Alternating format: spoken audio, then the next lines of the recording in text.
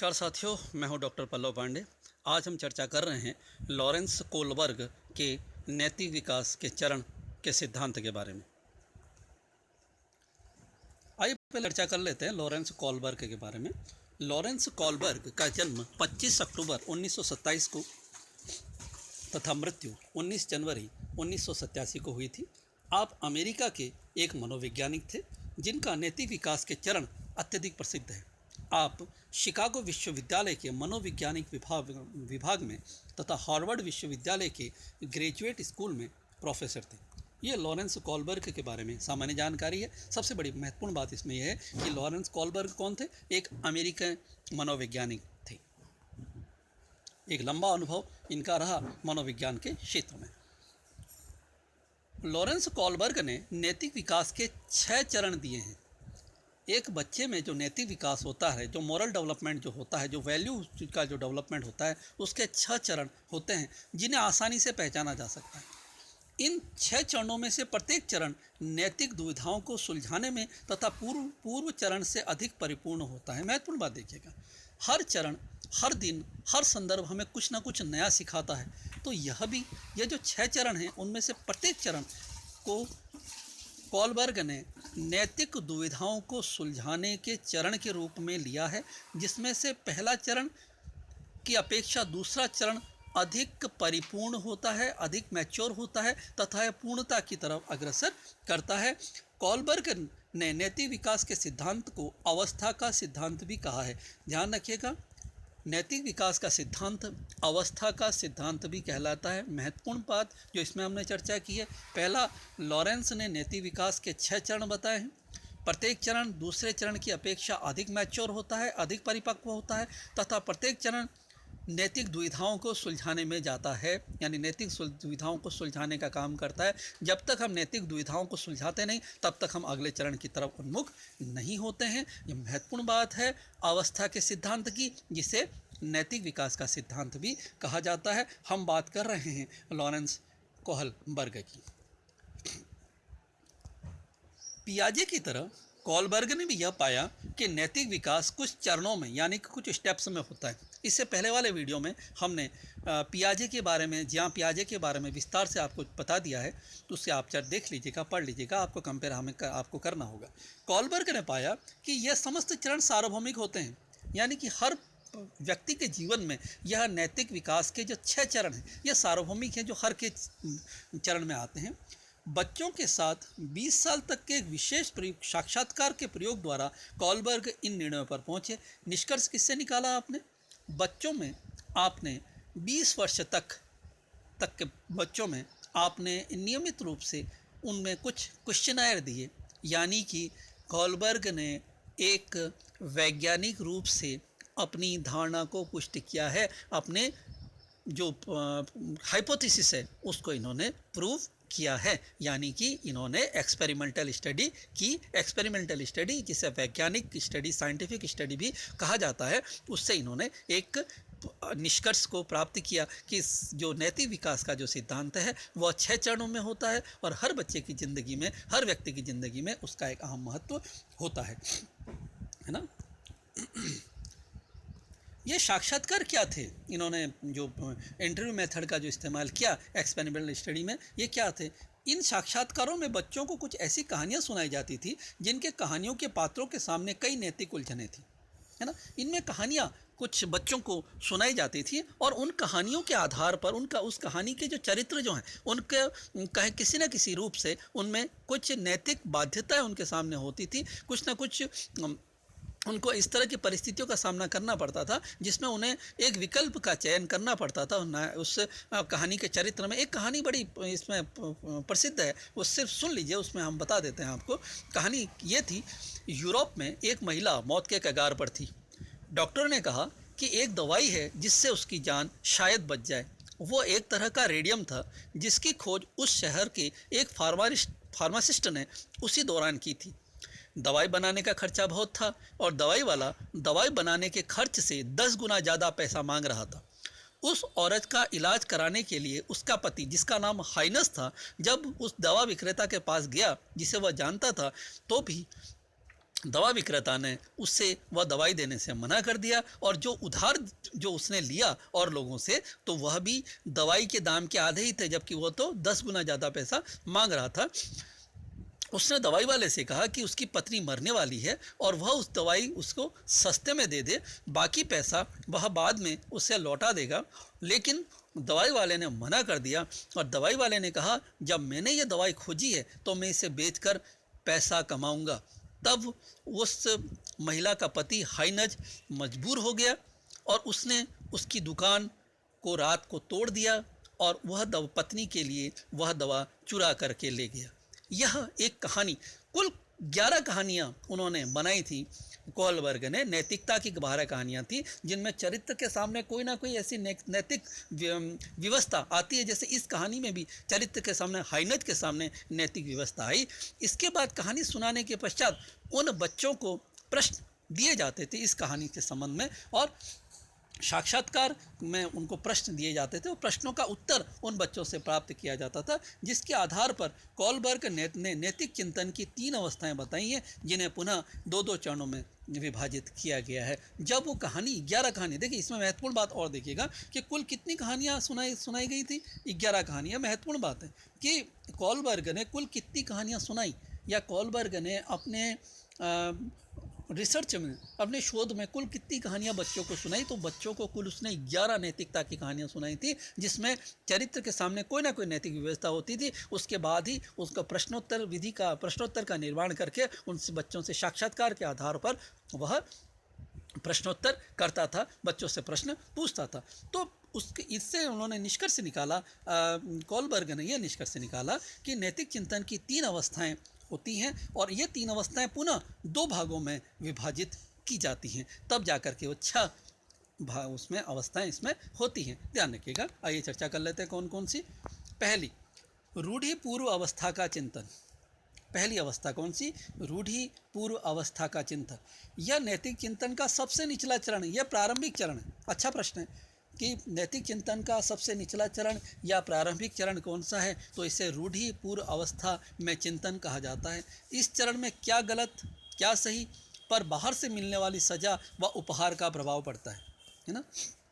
मैं ये काम कर रहा हूँ, क्या ये सही है ना, क्या ये गलत तो नहीं, क्या मुझे बाहर से इसका फीडबैक मिलेगा, क्या मुझे सम्मान मिलेगा, क्या मुझे दंड मिलेगा, क्या मेरा उपहास होगा, यह इसमें महत्वपूर्ण इसमें संदर्भ होता है, जिसको इसमें अनुसरित किया जाता है। इसके 2 चरण हैं। पहला, बाहरी सत्ता पर आधारित।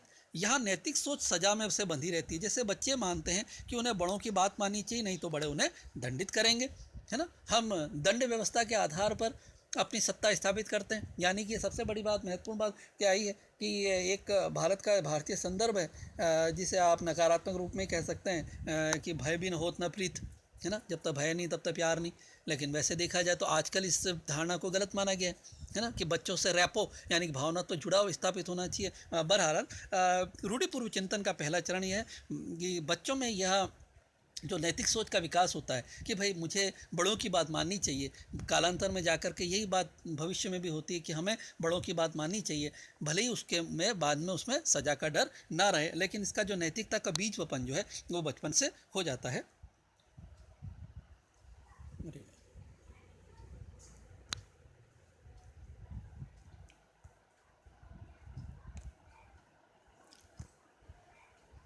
इसका द्वितीय चरण है व्यक्ति केंद्रित, है ना। व्यक्ति केंद्रित चरण है एक दूसरे का हित साधने पर आधारित नैतिक चिंतन। यहाँ बच्चा सोचता है कि अपने हितों के अनुसार कार्य करने में कुछ गलत नहीं है, पर हमें साथ में दूसरों को भी उनके हितों के अनुरूप काम करने का मौका देना चाहिए, है ना। बच्चा इस दूसरे चरण में यह सोचता है कि हालांकि स्वार्थी होना चाहिए, लेकिन इस स्वार्थपने में मुझे दूसरों के अधिकारों का भी सम्मान करना चाहिए, यानी कि दूसरों को भी वो अपने हित के साधना करें, या वो अपने लिए सकारात्मक कार्य करें। इसके लिए भी वह एक वातावरण निर्माण की बात करता है, उसका वो पक्ष लेता है। अतः इस स्तर की नैतिक सोच यह कहती है कि वही बात सही है जिसमें बराबरी का लेन देन हो रहा है। अगर हम दूसरों की इच्छा पूरी कर देते हैं तो वह भी हमारी इच्छा पूरी कर देंगे, यानी कि गिव एंड टेक। अगर हम दूसरे के जितना सम्मान करेंगे, दूसरे के अधिकारों का जितना हम सम्मान करेंगे, दूसरा भी हमारे अधिकारों का उतना ही सम्मान करेगा। तो यह इसका दूसरा व्यक्तिगत चरण है। पहले चरण में जो कहा गया है कि हम बड़ों का सम्मान क्यों करते हैं, ताकि एक दंड का भय रहता है और वही आगे जा कर के हमारे संस्कारों का आधार बन जाता है। और दूसरे चरण में हम दूसरों को भी विकास का उतना ही अवसर देते हैं जितना स्वयं देते हैं, स्वयं के विकास का देते हैं, जिससे कि हमें देश काल परिस्थिति में सबसे महत्वपूर्ण बात ये होती है कि अगला भी हमें उतने ही मौका देने का प्रयास करता है, अगला भी हमें उतना ही सम्मान प्रदान करता है।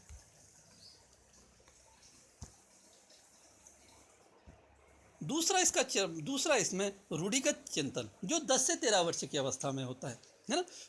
यह कोलबर्ग के नैतिक विकास के सिद्धांतों की दूसरी अवस्था है।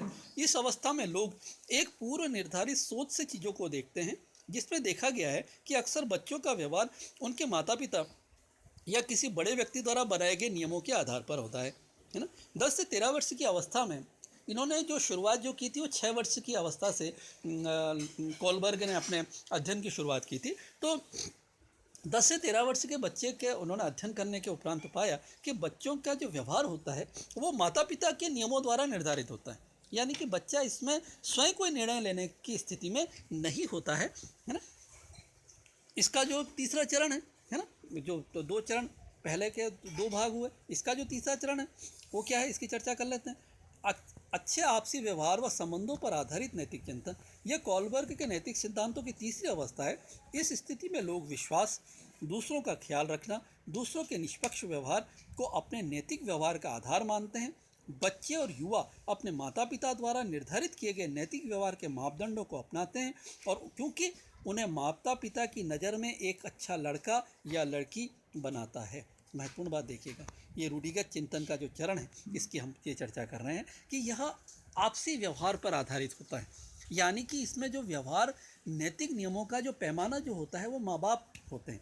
माँ बाप निर्धारित करते हैं कि बच्चे को किस तरह से व्यवहार करना चाहिए, किस तरह से उसका अपने आचरण करना चाहिए। क्यों? क्योंकि इसी आधार पर उसे गुड बॉय या गुड गर्ल किसकी नज़र में, माँ बाप की नज़र में बनना है। यानी कि यहाँ जो नैतिकता का जो पैमाना है वह माँ बाप तय करते हैं रूढ़िगत चिंतन की अवस्था में, यानी कि रूढ़ किस पे, माँ बाप के नियमों के आधार पर अनुसरण करने पर यह आधारित होता है 10 से 13 वर्ष का व्यवहार। चौथे चरण की बात कर लेते हैं, सामाजिक व्यवस्था बनाए रखने में आधारित नैतिक चिंतन। यह कोलबर्ग के सिद्धांत की चौथी अवस्था है। इस अवस्था में लोगों के नैतिक विकास की अवस्था सामाजिक आदेश, कानून, न्याय और कर्तव्यों पर आधारित होती है। देखिए इसमें सामाजिक आदेश, कानून, न्याय व कर्तव्यों पर आधारित होती है। इसमें जैसा कि किशोर सोचते हैं कि समाज अच्छे से चले, इसके लिए कानून के द्वारा बनाए गए दायरे के अंदर ही रहना चाहिए। ये सामाजिकता के व्यापक दायरे में, व्यापक स्वरूप में एक किशोर अपने आप को समाहित करने लगता है।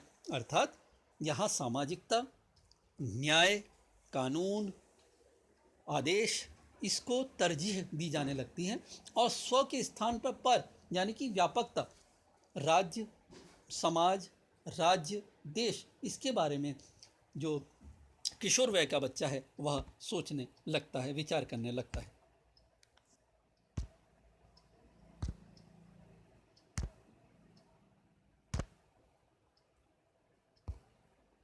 चलिए अगला हम तीसरा चरण की हम चर्चा कर लेते हैं, रूढ़ि से ऊपर उठकर नैतिक चिंतन। इस स्थिति में वैकल्पिक रास्ते खोजे जाते हैं और फिर अपना एक व्यक्तिगत नैतिक व्यवहार का रास्ता ढूंढा जाता है। यह इंटेलेक्चुअलिज्म है, यानी कि जब सारे विकास के सारे चरण, नैतिक विकास के सारे चरण पूर्ण हो चुके हैं, प्रथम 2 चरण और उन 2 चरणों के पुनः 2-2 चरण, यानी कि 4 चरण से जब बच्चा निकल चुका है, उसके बाद अब यह फाइनल उसका जो चरण जो आता है वह है रूढ़ि से ऊपर उठकर नैतिक चिंतन, यानी कि अब वह अपना एक वैचारिक क्षेत्र विकसित कर लेता है। सामाजिक अनुबंध, उपयोगिता और व्यक्तिगत अधिकारों पर आधारित नैतिक चिंतन। पहला इसका जो 5वां चरण यह है कि सामाजिक अनुबंध, उपयोगिता और व्यक्तिगत अधिकारों पर आधारित नैतिक चिंतन। इस अवस्था में व्यक्ति ये सोचने लगता है कि कुछ मूल्य, सिद्धांत और अधिकार कानून से भी ऊपर हो सकते हैं।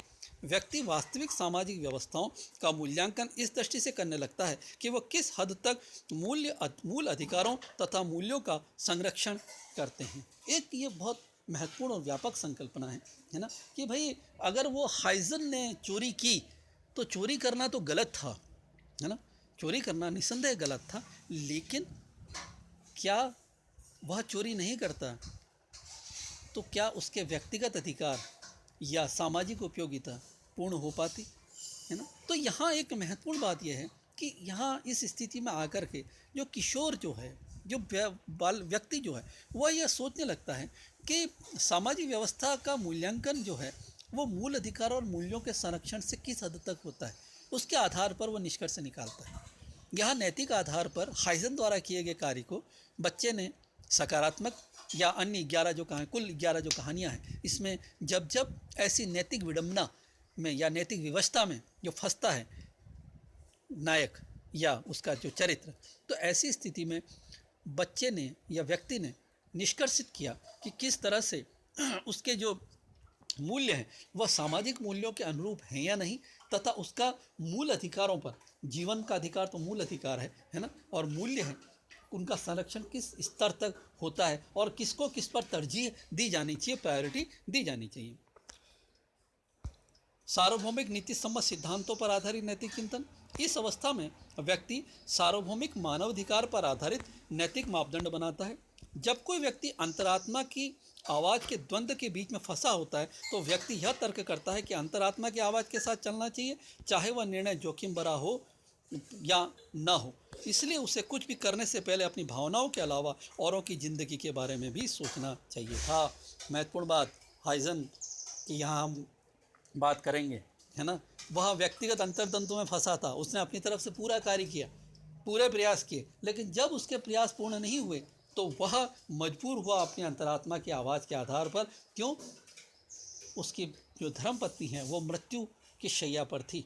तो ऐसी स्थिति में उसके द्वारा जो भी विकल्प चयनित किया गया वह कितना सही था, कितना गलत था। जब इसकी बात जब की गई व्यक्तियों से तो उन्होंने 11 जो जितनी भी नैतिक कहानियाँ थी उनके आधार पर यही निष्कर्ष निकाला कि जब भी हम अंतर्द्वंद में फंसते हैं, अपनी अंतरात्मा की आवाज़ फंसते हैं, तब निष्कर्षित क्या होना चाहिए, तर्क क्या होना चाहिए। तो ये महत्वपूर्ण पहलू इसमें कोलबर्ग के जो सिद्धांत हैं ये इनके हैं, क्योंकि पियाजे की तरह कोलबर्ग ने भी पाया था कि नैतिक विकास की कुछ अवस्थाएं होती हैं। तो यहाँ हमने चर्चा की जॉन कोलबर्ग द्वारा दी हुई जो नैतिक विकास के 6 चरणों के बारे में, 6 सिद्धांतों के बारे में कि जो कि उन्होंने 11 नैतिक कहानियों के आधार पर जिनका निर्माण किया था। यह एक शिक्षक के लिए अत्यधिक आवश्यक क्रम है जिसके आधार पर ये कक्षा कक्ष व्यवस्था का निर्धारण होता है। कोलबर्ग का मानना था कि ये अवस्था एक क्रम में चलती हैं तथा उम्र से जुड़ी हुई हैं।